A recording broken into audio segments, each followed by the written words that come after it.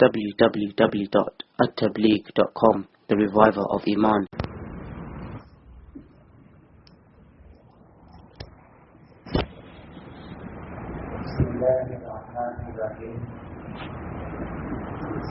Alhamdulillah Rabbil Alamin, wassalatu wassalamu ala sayyidina wa maulana Muhammadin wa ala alihi wa ashabihi ajma'in. Amma ba'du, fa'udhu billahi minash shaitanir rajim. Bismillahirrahmanirrahim. فَإِذَا جَاءَهُمْ أَمْرٌ مِّنَ الْأَمْنِ أَوِ الْخَوْفِ أَذَاعُوا بِهِ وَلَوْ رَدُّوهُ إِلَى الرَّسُولِ وَإِلَى أُولِي الْأَمْرِ مِنْهُمْ لَعَلِمَهُ الَّذِينَ يَسْتَنبِطُونَهُ. صدق اللہ مولانا العظیم. مدینہ منورہ میں نبی کریم صلی اللہ علیہ وسلم کے مبارک زمانے میں ایک گروپ تھا جن کا نام تھا منافقین کا گروپ. کچھ منافقین گروپ کے لوگ زبان سے کلمہ پڑھتے تھے اور دل کے اندر وہ کافر تھے. قسم بھی کھاتے تھے کہ ہم ایمان والے ہیں، لیکن حقیقت کے اندر وہ کافر لوگ تھے. ان منافقوں کے لیے اللہ نے قرآن میں بیان فرمایا ان المنافقین فی الدرک الاسفل من النار، کہ منافق لوگ جہنم میں سب سے نیچے ڈالے جائیں گے، جلائے جائیں گے. یعنی کافروں مشرکوں سے بھی خطرناک جہنم میں منافق لوگوں کو ڈالا جائے گا. ان منافق لوگوں کی بہت ساری بری عادت تھی جو اللہ کو پسند نہیں تھی، اور ان کی وہ بری عادتیں اللہ نے قرآن میں بیان فرمائی ہے تاکہ مسلمان لوگ اپنے آپ کو ایسی بری عادت سے بچا لیں اور ایمان والے اپنے آپ کو ایسی بری چیز سے دور رکھے. قرآن میں ان کی جو بری عادتیں بیان کی گئی اس میں ایک بری عادت کی آیت میں اللہ نے بیان فرمائی فَإِذَا جَاءَهُمْ أَمْرٌ مِّنَ الْأَمْنِ أَوِ الْخَوْفِ أَذَاعُوا بِهِ. ان منافق لوگوں کی حالت یہ ہے کہ ان کے پاس کوئی بات پہنچتی ہے، کوئی خبر پہنچتی ہے، اور آج کی زبان میں کہنا چاہیے کوئی نیوز، کوئی میسج پہنچتا ہے تو اذاعوا بھی اس کو لوگوں کے درمیان میں پھیلا دیتے ہیں، مشہور کر دیتے ہیں، عام کر دیتے ہیں.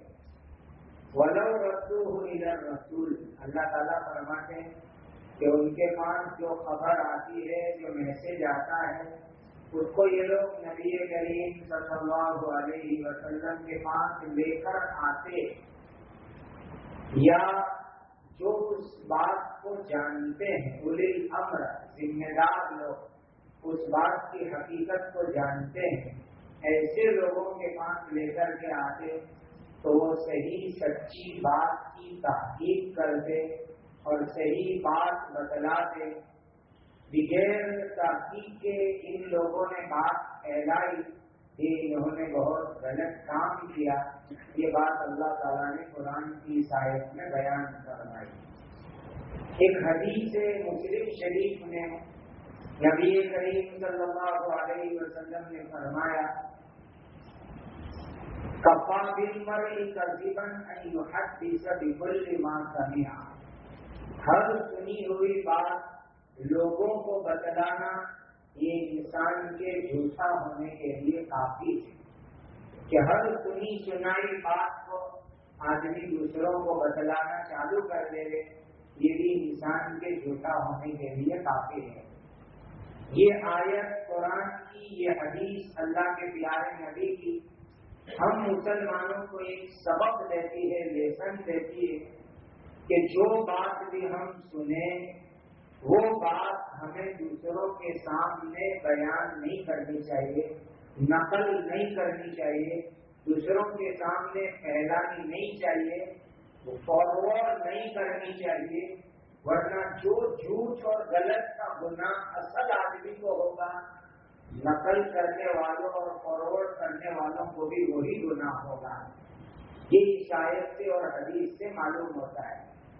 آج کل ہم لوگ اتنے کچے ہو گئے دل کے، زبان کے، کہ جو بات سنتے ہیں اس کو مان کر کے دوسروں کے سامنے فوراً پھیلانا چالو کر دیتے۔ موبائل پر، انٹرنیٹ پر، واٹس ایپ پر کوئی میسج آیا تو ہم تحقیق نہیں کرتے کہ یہ صحیح ہے غلط ہے، فوراً گروپ میں اس کو پھیلانا چالو کر دیتے ہیں۔ تو یہ بھی وہی گناہ لگتا ہے جو جھوٹ بنانے کا گناہ ہے۔ کوئی بھی میسج آیا پہلے اس کی تحقیق کرو کہ یہ صحیح ہے یا غلط۔ اگر وہ بات ہم تحقیق نہیں کر سکتے تو ڈیلیٹ کر دو، اس کو مٹا دو۔ جو میسج آیا اس کی تحقیق کیے بغیر، خاص کر کے ایسی کوئی خبر ہے کہ جس سے مسلمانوں کی عزت وابستہ ہے، جس سے کسی انسان کی عزت وابستہ ہے، ایسی چیز کی خبر، ایسا میسج اگر ہم دوسروں کے سامنے فارورڈ بھی کریں گے تو بھی ہم کو جھوٹ کا گناہ لگے گا، جو گناہ کبیرہ ہے، حرام ہے، اور جو اصل لکھنے والے نے غلط لکھا وہی گناہ ہم کو بھی لگے گا۔ یہ شریعت کا صاف صاف مسئلہ ہے۔ آج تو کوئی بھی میسج آتا ہے ہم گروپ میں فوراً چلا دیتے، اس کو صحیح غلط اس کی کوئی تحقیق نہیں کرتے۔ اگر کسی مسلمان کی عزت سے پامال ہوتی ہے تو سن لو کہ جس نے یہ غلط میسج چلایا اس کے اوپر جو گناہ لگے گا، اس میسج کو فارورڈ کرنے والوں کو بھی وہی گناہ لگے گا۔ ایسے میسج آگے نہیں چلانے چاہیے، اس کو ڈیلیٹ کر دینے چاہیے، ورنہ ہم گنہگار ہوں گے اللہ تعالیٰ کے یہاں۔ یہ بات اس آیت سے اور اس حدیث سے نکلتی ہے۔ اس کے تازہ 2 ایگزامپل میں آپ کو دوں۔ پرسوں کے دن واٹس ایپ پر ایک میسج چل رہا تھا کہ ایک بہت بڑے اللہ کے ولی کا انتقال ہو گیا۔ اتنے بڑے وہ عالم تھے کہ اس وقت پوری دنیا میں ان کے جیسا حدیث کا کوئی بڑا عالم نہیں۔ سہارنپور کے شیخ الحدیث حضرت مولانا محمد یونس صاحب کا انتقال ہو گیا۔ بڑے بڑے عرب عالم لوگ بھی ان کی جوتیاں اٹھاتے تھے، اتنے بڑے عالم کا انتقال ہو گیا۔ شام کو 6 بجے سہارنپور میں ان کی جنازے کی نماز تھی۔ کسی نے واٹس ایپ پر میسج چلا دیا کہ جلدی جلدی حضرت کی زیارت کر لو، حضرت کو مدینہ لے جا کر کے دفن کرنے والے ہیں۔ سب جگہ میسج چل رہا ہے، لوگوں نے ہم کو بھی فارورڈ کیا۔ اب لوگوں کا مزاج کیا ہے، پھر ساتھ میں مسئلہ پوچھتے ہیں کہ جنازہ اس طرح مدینہ لے جانا جائز ہے کہ ناجائز ہے۔ تو میں نے کہا پہلے یہ معلوم کرو کہ یہ میسج صحیح ہے کہ غلط ہے، کہ حضرت کا جنازہ مدینہ لے جانے والے ہیں کہ نہیں لے جانے والے، پھر مسئلہ پوچھنا۔ بات بالکل جھوٹی تھی، غلط تھی۔ 6 بجے جنازے کی نماز ہوئی، سارے نیوز میں آیا 10 لاکھ آدمیوں نے جنازے کی نماز پڑھی اور سہارنپور میں حضرت کو دفن کیا گیا۔ ایسی غلط میسج چلتی ہے۔ صبح صبح میں پڑھنے بیٹھا ہوا تھا، سبق پڑھانے جانا تھا تو پہلے ہم کو پڑھنا پڑتا ہے، میں مطالعہ کر رہا تھا، میسج آیا کہ حضرت مولانا سید محمود مدنی صاحب دامت برکاتہ پر ہندوؤں نے اٹیک کیا اور حضرت کی گاڑی کو توڑ پھوڑ ڈالا اور حضرت کو بھی بہت مار لگی اور یہ ہوا وہ ہوا۔ یہ تو ہندوستان کا وہ خاندان ہے کہ ان کی عزت اگر یہ ہوگی تو پھر کون مسلمان سلامت ہوگا۔ ایسا واٹس ایپ پر میسج آیا تو سب لوگ گھبرا گئے، میرے اوپر بھی فون چالو ہو گئے۔ میں نے کہا بھائی پہلے تحقیق کرو یہ خبر صحیح ہے کہ غلط ہے۔ یہ کوئی آدمی ہندو مسلم کو لڑوانا چاہتا ہے، ایسا کوئی غلط آدمی میسج لے کر، میں نے کہا ٹھہرو۔ میں نے فوراً دلی فون کیا مولانا کو، تو کسی جگہ میٹنگ میں تھے، انہوں نے ریسیو نہیں کیا، تو میں نے ان کے سیکرٹری کو فون کیا، تو کہا ابھی 1 گھنٹہ پہلے سے میری بات ہوئی، حضرت آفس میں تھے، اطمینان سے بیٹھے ہوئے تھے، کون سا اٹیک اور کون سی مار، پوری بات غلط ہے۔ پھر انہوں نے میرا مس کال دیکھا تو پھر بعد میں ان کا فون آیا، کیا بات خیریت ہے؟ میں نے کہا حضرت یہ میسج چل رہا تھا ہم بے چین تھے اس لیے کا کچھ بھی نہیں, میں تو آرام سے آفس میں بیٹھا ہوں, نہ کوئی ایکسیڈنٹ ہوا نہ کوئی گاڑی ہوئی نہ یہ ہوا نہ وہ ہوا, پوری جھوٹ اور غلط بناوٹ بات. یہ میں آپ کو اس لیے شرعی حکم بتا رہا ہوں. آج انٹرنیٹ اور واٹس ایپ کے اوپر ایسی بہت سی غلط خبریں چلتی ہیں اور ہم ان کو فوراً صحیح مان کر کے ایک دم ایکشن میں آ جاتے ہیں.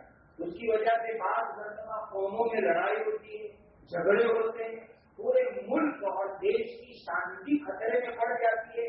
ایسے میسج کی طرف بالکل دھیان مت دو, پہلی فرصت میں تحقیق کرو یہ صحیح ہے کہ غلط ہے.